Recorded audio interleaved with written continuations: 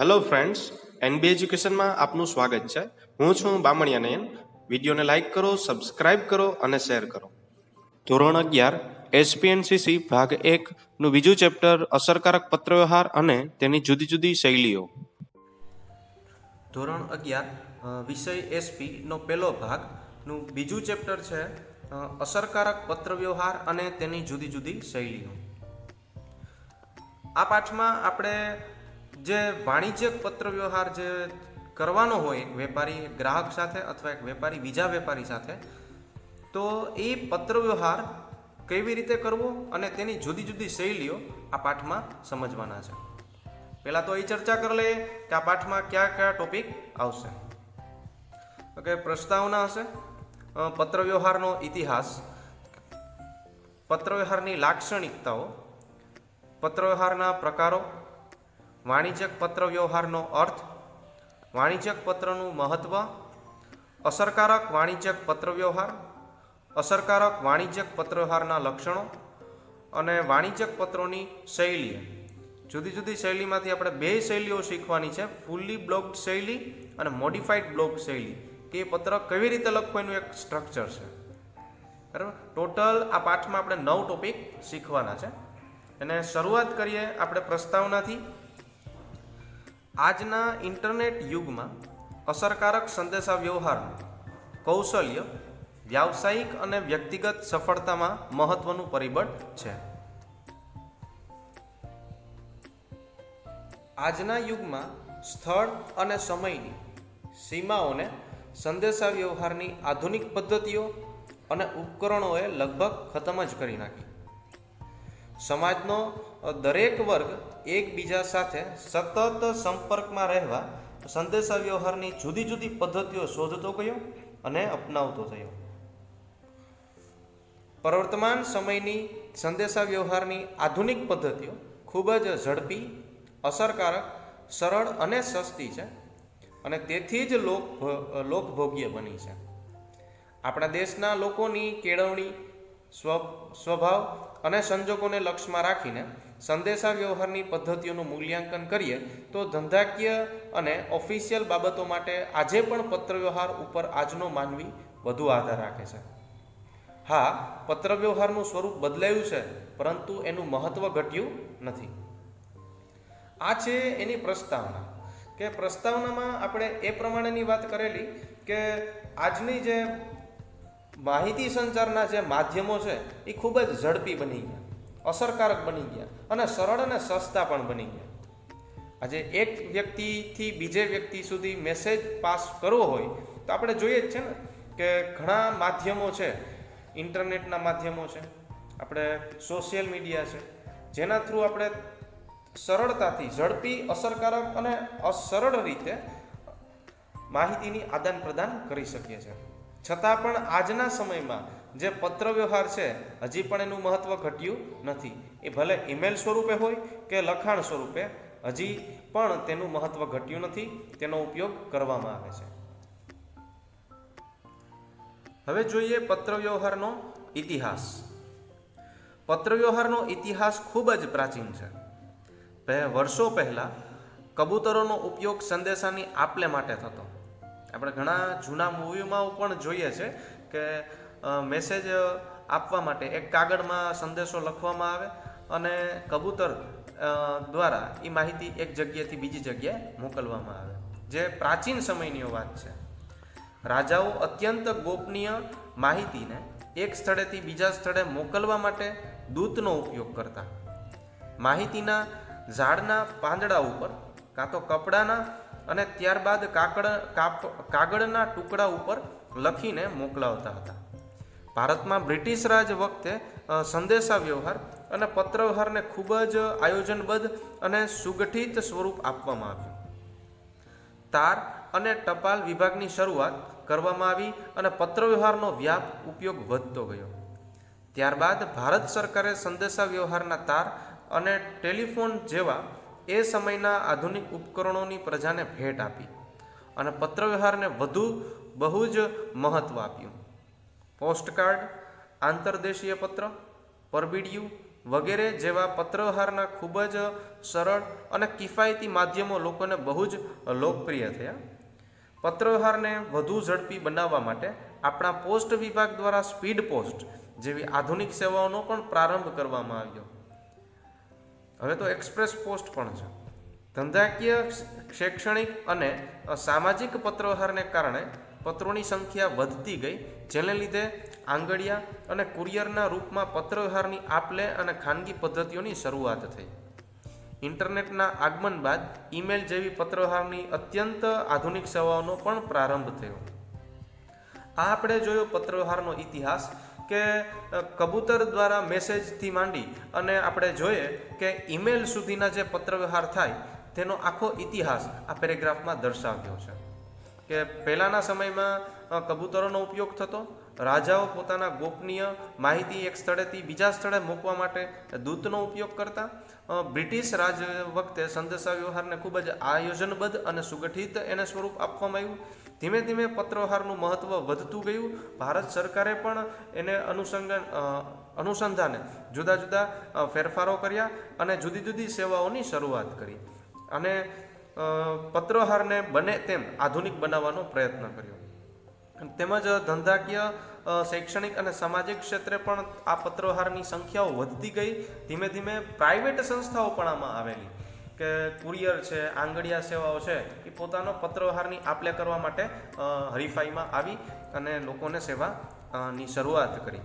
ત્યારબાદ ઇન્ટરનેટના આગમન બાદ હવે આપણે પત્રવ્યવહાર ઈમેલ થ્રુ મોકલાવીએ છીએ. આપણે જોયું પત્રવ્યવહારનો ઇતિહાસ. હવે પત્રવ્યવહારની લાક્ષણિકતાઓ. પત્રવ્યવહારની આગવી લાક્ષણિકતાઓએ પત્રવ્યવહારની માહિતી સંચાર ક્ષેત્રે ઊંચું સ્થાન અપાવ્યું છે અને તેનું મહત્વ સંદેશા વ્યવહારના આધુનિક યુગમાં પણ જળવાઈ રહ્યું છે. પત્રવ્યવહાર વેપાર ધંધાના ક્ષેત્રમાં મહત્વનું અંગ બની ગયો છે. પત્રવ્યવહારની લાક્ષણિકતાઓ નીચે મુજબ ગણવી શકાય કે આપણે એક પત્ર લખીએ તો એની શું લાક્ષણિકતા. તો પહેલી લાક્ષણિકતા, આ જે ટીક કરેલા છે એ ઇઝી રીતે તમે યાદ કરી શકો, યાદ રાખી શકો એટલા માટે ટીક કર્યા. પહેલું લાક્ષણિકતા છે કે સંદેશા વ્યવહારની ખૂબ જ સરળ અને કિફાયતી પદ્ધતિ છે. બીજું, પત્ર લખનાર અને મેળવનાર બંને માટે ઉપયોગી છે. ત્રીજું, સ્થળ, અંતર અને સમયની મર્યાદાઓ નડતી નથી. ગમે ત્યારે, ગમે તે સ્થળે અને ગમે તે અંતર હોય અને ગમે સમય હોય એ નડતું નથી. ચોથું છે, જે માહિતી માટે પત્રવ્યવહાર કર્યો છે તેને આધાર રૂપ પુરાવો છે. પાંચમું છે, માહિતીને ગુપ્ત રાખી શકાય છે. છઠ્ઠું, ભવિષ્યમાં જરૂર પડે તો જે તે માહિતીને પુનઃ ઉપયોગ કરી શકાય છે. સાતમું, પત્રોને સરળતાથી મેળવી અને મોકલી પણ શકાય છે. આઠમું, પત્ર લખનાર અને મેળવનાર જોડને જોડતી એક કડી છે. નવમું, પત્રનું લખાણ જે તે પેઢી કે સંસ્થાની એક છાપ ઊભી કરે છે. અને 10મું, પત્ર જે તે પેઢી કે સંસ્થાનું મૌન સ્વરૂપે પ્રતિનિધિત્વ કરે છે. એ પેઢીએ પત્ર કેવી રીતે લખ્યો, લખાણમાં કેવી ભાષાનો ઉપયોગ કર્યો, કેવા કાગળનો ઉપયોગ, આમ નાની નાની બાબતોનું પણ મૂલ્યાંકન કરવામાં આવે છે જે પેઢી કે સંસ્થાનું જે મૌન સ્વરૂપે પ્રતિનિધિત્વ કરે છે. આમ પત્રવ્યવહારની જે લાક્ષણિકતાઓ છે એમાં આજે 5 લાક્ષણિકતાઓ ઇઝી છે, એ સરળ અને કિફાયતી છે. પત્ર લખનાર મેળવનાર બંને માટે ઉપયોગી છે. સ્થળ, સમય અને અંતરની કોઈ મર્યાદા નથી. માહિતી ગુપ્ત રાખી શકાય અને પત્ર લખનાર અને મેળવનારને એક જોડતી કડી છે. આ હતું પત્રવ્યવહારની લાક્ષણિકતાઓ. ત્યારબાદ હવે આવે છે પત્રવ્યવહારના પ્રકારો. પત્રવ્યવહાર ઘણી બાબતો માટે થતો હોય છે. જો પત્રો વહીવટી, ધંધાકીય અથવા સરકારી બાબતો માટે લખાતા હોય તો તેવા પત્રોને ઔપચારિક પત્રો તરીકે ઓળખાય છે. જો પત્રો સામાજિક બાબતો અને સંબંધોની માવજત માટે લખાતા હોય તો તેવા પત્રોને અનૌપચારિક પત્રો કહેવાય છે. અહીંયા આપણે 2 શબ્દ જાણવા મળ્યા કે એક ઔપચારિક પત્ર અને બીજું છે અનૌપચારિક પત્રો, કે જે વેપારી તરીકે જે પત્રો કાયદેસર રીતે લખવામાં આવતા હોય કે વહીવટી, ધંધાકીય અને સરકારી બાબતો માટે જે લખાય એ બધા પત્રો જે લખીએ આપણે એ ઔપચારિક પત્રો છે. અને જો સામાજિક બાબતો માટે આપણા અંગત હેતુ માટે જે પત્ર વ્યવહાર કરીએ એ છે અનૌપચારિક પત્ર. અનૌપચારિક પત્રો લખવાનો એક ઢાંચો હોય છે, જ્યારે ઔપચારિક પત્રો લખવાનો એક ઢાંચો હોય છે, જ્યારે અનૌપચારિક પત્રો માટે આવો કોઈ નિશ્ચિત ઢાંચો હોવો જરૂરી નથી. પત્રવ્યવહારના પ્રકારોને કોષ્ટક દ્વારા સમજી શક્યા. પત્રવ્યવહારના પ્રકારોમાં પહેલું છે ઔપચારિક પત્રો અને બીજું છે અનૌપચારિક પત્રો. ઔપચારિક પત્રો એટલે ઉપર હમણાં જ જોયું તો કે સરકારી વિભાગ કોઈ વેપારીઓ બીજા વેપારીઓને પત્ર લખે તો એ બધું ઔપચારિક પત્રો થયા, જેમાં લખાણ બાબતે ધ્યાન રાખવું પડે અને સાવચેતીઓ પણ રાખવી પડે અને ચોકસાઈ રાખવી પડે.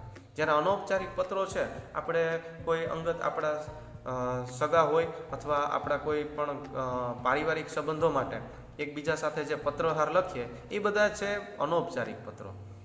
બરાબર. જેમ કે સામાજિક અને અંગત સંબંધોમાં લખાતા પત્રો, શુભેચ્છા પત્રો છે, આશ્વાસન પત્રો છે, અભિનંદન પત્રો છે, આમંત્રણ પત્રો, આ બધા છે અનૌપચારિક પત્રોનો એક ભાગ છે, જેનો કોઈ પ્રોપર ઢાંચો નથી, તમે તમારી રીતે એ લખી શકો છો. જ્યારે ઔપચારિક પત્રો છે એ ઓફિશિયલ લેટર્સ, ફોર્મલ લેટર્સ હોય, એમાં લખાણ વખતે ધ્યાન રાખવી જરૂરી છે. આમ આપણે શીખવાનું અત્યારે છે ઔપચારિક પત્રો, જે આગળ આપણે ડિટેલમાં આવશે. ઔપચારિક પત્રોમાં પેલું છે વાણિજ્યક પત્રો, એના બે ભાગ પડે, અને ઓફિશિયલ પત્રો. વાણિજ્યક પત્રોમાં ધંધાનો પ્રચાર અને પ્રસાર માટે લખાતા પત્રો, એટલે કે પૂછપરછના પત્રો. માલસામાન ખરીદી કરવી હોય તો તે માટે આપણે પહેલાં તો સૌ પ્રથમ કરીએ પૂછપરછના પત્રો, પછી એના પ્રત્યુત્તરના પત્રો આવશે, પછી ઓર્ડરના પત્રો, વસ્તુ ગમે તો આપણે ઓર્ડર આપવાનો, એટલે ગ્રાહક વેપારીને ઓર્ડર આપતો પત્ર લખે, પછી એજન્સી માટેના પત્રો. આ બધા છે વાણિજ્યક પત્રો, જે આપણે ડિટેલમાં હમણાં આગળ આવશે. અને ઓફિશિયલ પત્રો કે જે સરકારી સંસ્થાઓને વહીવટી બાબતો માટે લખાતા પત્રો, જુદા જુદા અરજીપત્રો, રેશન કાર્ડ માટેના પત્રો, પાણીના પ્રશ્નો અંગેના વગેરે પત્રો છે, એ બધા ઓફિશિયલ લેટર્સ તરીકે ઓળખવામાં આવે છે. આવી રીતે જોઈએ તો કે પત્રવ્યવહારના મુખ્ય બે પ્રકાર છે, ઔપચારિક પત્રો અને અનૌપચારિક પત્ર. અને ઔપચારિક પત્રમાં બે પાર્ટ છે, વાણિજ્યક પત્રો અને ઓફિશિયલ પત્રો. હવે આપણે શીખવાનું છે ડિટેલમાં આટલા પ્રકારમાંથી એક પ્રકાર શીખવાનો છે કે વાણિજ્યક પત્ર વ્યવહારનો અર્થ. પત્ર દ્વારા લેખિત સ્વરૂપમાં એક વ્યક્તિ બીજી વ્યક્તિ, એક સંસ્થાની કે બીજી સંસ્થા અથવા વ્યક્તિ અને સંસ્થા સાથે થતી માહિતી પરસ્પરની આપ લે એટલે પત્ર વ્યવહાર. જ્યારે આ પ્રકારનો પત્રવ્યવહાર વાણિજ્યક બાબતો માટે થતો હોય તો તેને કહેવાય વાણિજ્યક પત્રવ્યવહાર, કોમર્શિયલ કોરસ્પોન્ડન્સ તરીકે ઓળખવામાં આવે છે. આ એનો અર્થ છે. વ્યાપારિક લેવડ દેવડ, સોદાઓની સમજ, નાણાકીય વ્યવહારો, માલસામાનનું ઉત્પાદન, વેચાણ, એની જાહેરાત, ધંધાકીય વાટાઘાટો, તકરાર, સમજૂતી અને સમાધાન જેવી વ્યાપાર વિષયક બાબતો માટે વાણિજ્યક પત્રવ્યવહાર કરવામાં આવે છે. આ બીજા પોઈન્ટમાં કીધું કે શા માટે વાણિજ્યક પત્રો કરવામાં આવે, તો એનો જવાબ આપણે આ કહી શકીએ.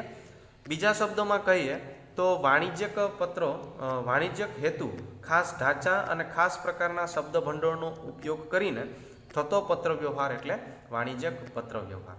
આ એનો સરળ એક અર્થ છે. ટૂંકમાં કહીએ તો કે વાણિજ્યક હેતુ માટે જે આપણે પત્ર વ્યવહાર કરીએ એને કહેવાય વાણિજ્યક પત્ર વ્યવહાર. ત્યારબાદ છે આ વાણિજ્યક પત્રનું મહત્વ શું, શા માટે આપણે વાણિજ્યક પત્ર કરીએ, એ કંઈ કામના છે, કોઈ મહત્વ છે, તો હવે એ શીખીએ.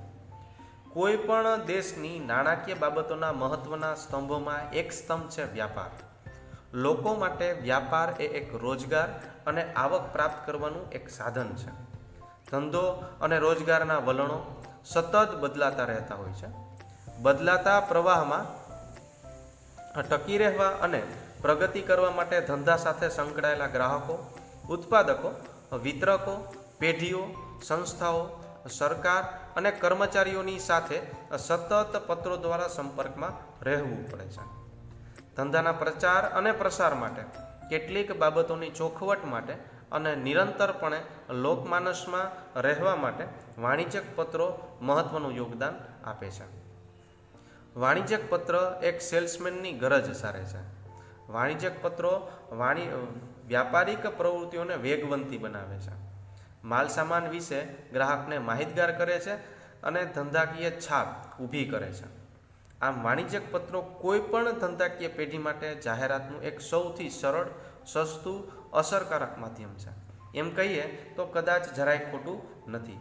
ટૂંકમાં વાણિજ્યક પત્ર એ વાણિજ્યક પ્રવૃત્તિનું અભિન્ન અંગ છે. આનું મહત્વ એક સાબિત કર્યું કે ભાઈ કોઈ પણ ધંધા રોજગારના વલણો સતત બદલાતા રહેતા હોય તો એમાં ટકી રહેવા માટે, પ્રગતિ કરવા માટે, ધંધાના પ્રસાર અને પ્રચાર માટે એક પત્રવ્યવહાર ખૂબ જ અગત્યનું સ્થાન ધરાવે છે. આજે આપણી કોઈ દુકાન હોય, આપણી કોઈ પેઢી હોય, ત્યાં કોઈ ગ્રાહક કોઈ વસ્તુની પૂછપરછ કરવા માટે આપણે કોઈ પત્ર વ્યવહારના માધ્યમ થ્રુ ઇન્ક્વાયરી કરે તો આપણે એનો પત્રવ્યવહાર વાંચવાનો, સમજવાનો અને એને કેવી રીતે વસ્તુને કેવી જોઈએ એ સમજવાનો પ્રયત્ન કરવાનો અને તે અનુસંધાને આપણે જે વસ્તુ આપવા માગીએ તો એનો સહજ રીતે અને સારી રીતે પ્રત્યુત્તર આપવાનો, જેથી કરીને એ આપણી જ પેઢીમાં એ વસ્તુ ખરીદવા માટેનો ઓર્ડર આપે. તેથી જ કહી શકીએ કે વાણિજ્યક પત્રવ્યવહાર એક સેલ્સમેનની ગરજ સારે છે અને પત્રવ્યવહારનું એક અભિન્ન અંગ આપણે કહી શકીએ. હવેનો ટોપિક આવે છે અસરકારક વાણિજ્યક પત્ર વ્યવહાર. ધંધાના વિકાસ અને પ્રગતિ માટે વાણિજ્યક પત્રવ્યવહારનું મહત્વનું સાધન છે. તેથી જ વાણિજ્યક પત્રવ્યવહાર અસરકારક હોવો જરૂરી છે. જો આપણો પત્રવ્યવહાર જે ધંધાકીય હેતુ માટે લખાયો હોય તે સિદ્ધ કરે તો તેવા પત્રવ્યવહારને આપણે અસરકારક વાણિજ્ય પત્રવ્યવહાર કરી શકાય. જો અસરકારક વાણિજ્ય પત્રવ્યવહાર કેવો? જે હેતુ માટે આપણે જે પત્ર લખ્યો હોય તે હેતુ સિદ્ધ થઈ જાય તો તેવા પત્રવ્યવહારને કેવો કહેવાય? અસરકારક વાણિજ્યક પત્રવ્યવહાર, ઇફેક્ટિવ કહેવાય. દાખલા તરીકે આપણે કોઈ વસ્તુનો આપણી પાસે કોઈ વસ્તુ ખરીદવા માટેનો કોઈ ઓર્ડર આપેલો પત્રમાં, તો આપણે એનો પ્રત્યુત્તર આપીએ એવી રીતે આપીએ કે જેથી કરીને એ ઓર્ડર આપણી પાસે જ મળે તો આપણે જે પત્રવ્યવહાર કર્યો તેને અસરકારક વાણિજ્યક પત્રવ્યવહાર કહી શકાય. જે વાણિજ્ય પત્રવ્યવહારમાં માલ સામાનના વેચાણ વધારો કરે અને ગ્રાહક સાથે થયેલી ગેરસમજને દૂર કરે અને ઉઘરાણીની રકમ મેળવી આપે, આમ ગ્રાહકો સાથે લાંબા ગાળાનો સંબંધ વિકસાવે અને વ્યાપારિક પેઢીની એક હકારાત્મક છાપ ઊભી કરે તેને અસરકારક વાણિજ્યક પત્ર વ્યવહાર કહી શકાય. ટૂંકમાં જે હેતુ માટે પત્ર લખીએ તે હેતુ સિદ્ધ થઈ જાય પત્ર વ્યવહાર દ્વારા તો એ જ પત્રને અસરકારક પત્ર કહી શકાય. અસરકારક વાણિજ્યક પત્રવ્યવહાર પરિણામલક્ષી અને સ્પષ્ટ હેતુથી કરવામાં આવે છે. તેથી જ તે કાળજીપૂર્વક થવો જોઈએ. આપણે લખેલો વાણિજ્યક પત્ર અસરકારક વાણિજ્યક પત્રવ્યવહારના લક્ષણો ધરાવતો હોવો જરૂરી છે. તો આપણે હવે જોયું આ પેરેગ્રાફમાં કે અસરકારક વાણિજ્યક પત્રવ્યવહાર કોને કહેવાય, કે ટૂંકમાં કહીએ તો કે જે હેતુ માટે આપણે પત્ર લખીએ તે હેતુ સિદ્ધ થઈ જાય એ પત્રવ્યવહાર દ્વારા. દાખલા તરીકે ગ્રાહકને સમજાવવાનો હોય, એનામાં કંઈ ગેરસમજ થઈ હોય તો એને આપણે પત્રવ્યવહાર દ્વારા દૂર કરી શકીએ. એની પાસેથી પૈસા માગતા હોય તો ઉઘરાણીની રકમ સરળતાથી મળી જાય. એને આપણે ઓર્ડરનો પત્ર કર્યો હોય તો આપણે એનો પ્રત્યુત્તર એવી રીતે આપીએ કે જેથી કરીને આપણે જ ઓર્ડર આપે. તો આવા જે હેતુ માટે પત્ર લખ્યો તે હેતુ સિદ્ધ થઈ જાય તો એવા પત્રવ્યવહારને આપણે ઇફેક્ટિવ પત્ર એટલે કે અસરકારક વાણિજ્યક પત્રવ્યવહાર કહી શકશું. હવે પ્રશ્ન એ થાય કે આપણે એવા અસરકારક વાણિજ્યક પત્રવ્યવહાર લખવો હોય તો શું કરવું જોઈએ? તો એના હવે આપણે લક્ષણો આપેલા છે, એ ખૂબ જ ઉપયોગી નીવડશે. તો કે અસરકારક વાણિજ્યક પત્રવ્યવહારના લક્ષણો. જો પત્ર લખતી વખતે વાણિજ્યક પત્રવ્યવહારની લાક્ષણિકતાઓ ધ્યાનમાં લેવામાં આવે તો અસરકારક વાણિજ્યક પત્રવ્યવહાર જરૂર બની શકે. અસરકારક વાણિજ્યક પત્રવ્યવહારની લેખન શૈલી સરળ હોવી જોઈએ, એટલે કે સામેનો વ્યક્તિ એને સહજતાથી સમજે હોવો જોઈએ. પત્રવ્યવહારનું લખાણ સંક્ષિપ્ત એટલે કે ટૂંકમાં હોવું જોઈએ. સ્પષ્ટ અને ગ્રાહકલક્ષી અભિગમવાળું હોવું જોઈએ. પત્રમાં વિષય વસ્તુઓની રજૂઆત પદ્ધતિસર, વાતચીત સ્વરૂપે, વિવેકપૂર્ણ ભાષામાં અને યોગ્ય શબ્દ ભંડોળનો ઉપયોગ કરીને થવી જોઈએ. અસરકારક વાણિજ્યક પત્રવ્યવહારના મુખ્ય લક્ષણો નીચે મુજબ છે. એમાં પહેલું લક્ષણ છે સ્પષ્ટતા, સંક્ષિપ્તતા, સંપૂર્ણતા, વાસ્તવિકતા, વાચકલક્ષી અભિગમ, સચોટતા, વિવેકપૂર્ણતા વગેરે. હવે એને ટૂંકમાં હવે આપણે ડિટેલમાં શીખીએ. સ્પષ્ટતા કોને કહેવાય? તો કે સ્પષ્ટતા એટલે ક્લિયરિટી. પત્રનું લખાણ સ્પષ્ટ હોવું જોઈએ, તેથી પત્ર વાંચનારના મનમાં કોઈ ગેરસમજ ઊભી ન થાય તેવું હોવું જોઈએ. એટલે કે એક ઉદાહરણથી સમજીએ કે અસ્પષ્ટ લખાણ કોને કહેવાય અને સ્પષ્ટ લખાણ કોને કહેવાય. જો અસ્પષ્ટ લખાણ, અમારા ત્યાંથી માલ સામાન ખરીદનારને 20% વળતર આપવામાં આવશે, પણ કેટલી રકમ શું છે એ કંઈ ચોખવટ છે નહીં.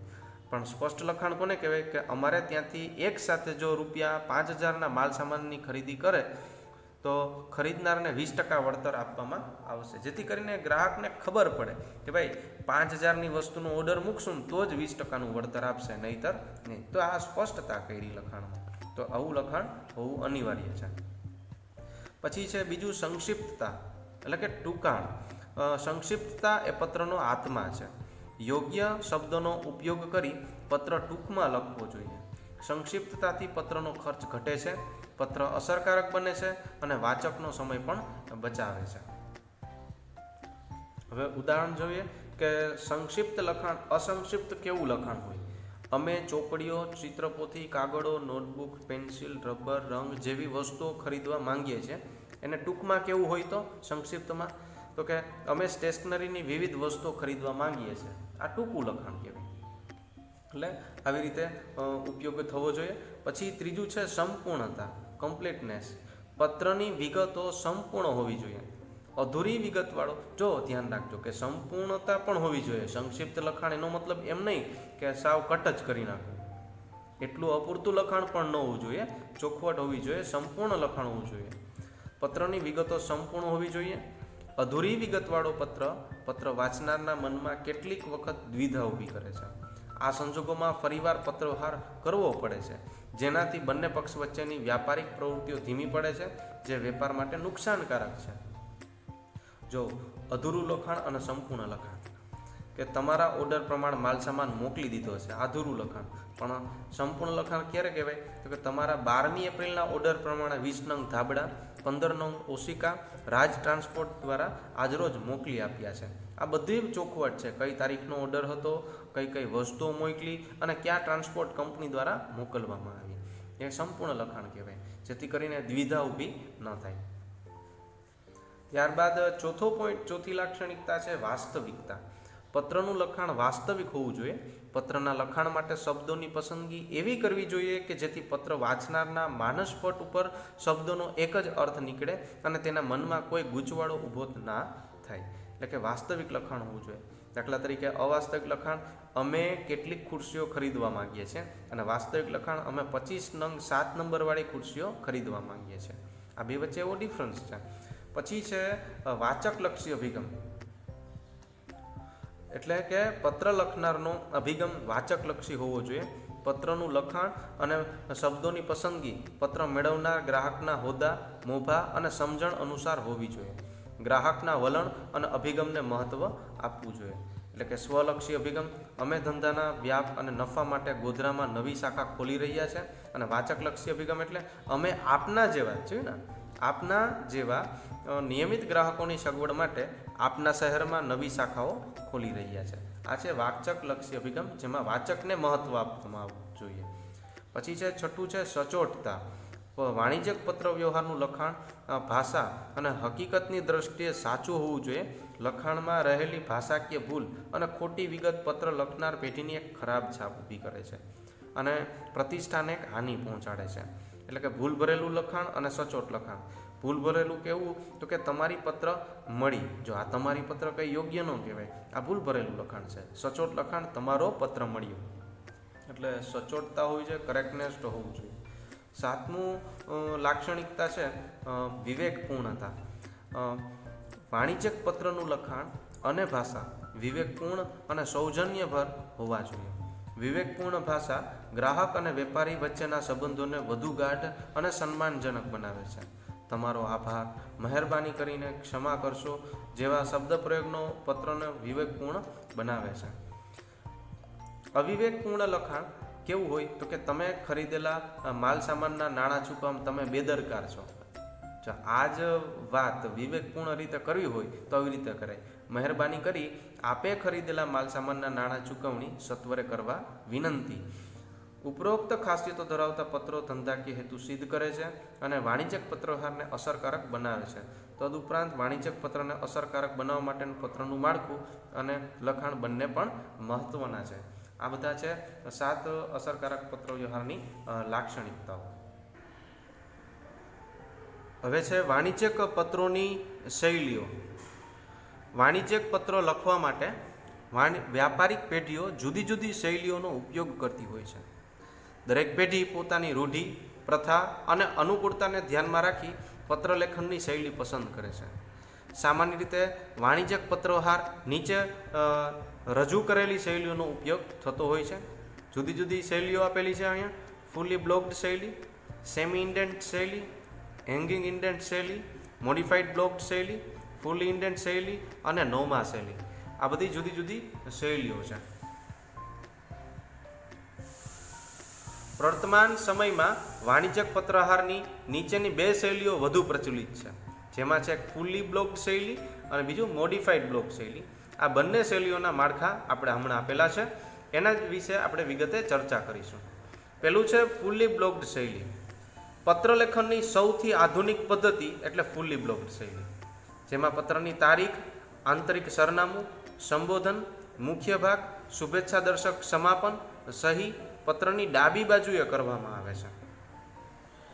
આ શૈલીમાં વિરામ ચિહ્નનો ઉપયોગ કરવામાં આવતો નથી. આ પત્રની બધી જ માહિતી ડાબી બાજુએ આવતી હોવાથી પત્રનો જમણી બાજુનો ભાગ બિલકુલ ખાલી રહે છે. આ ટાઈપ કરવાની આ શૈલી ખૂબ જ સરળ છે, જેનું માળખું આપેલું છે. જે વાત કરી પ્રમાણે તારીખ ને સરનામું ને બધું છે, આ પત્રનું મથાળું અહીંયા લખવામાં આવે. તારીખ છે, આંતરિક સરનામું છે, સંબોધન છે, એ બધું ડાબી બાજુને હાસ્યને અડીને લખવામાં આવે છે.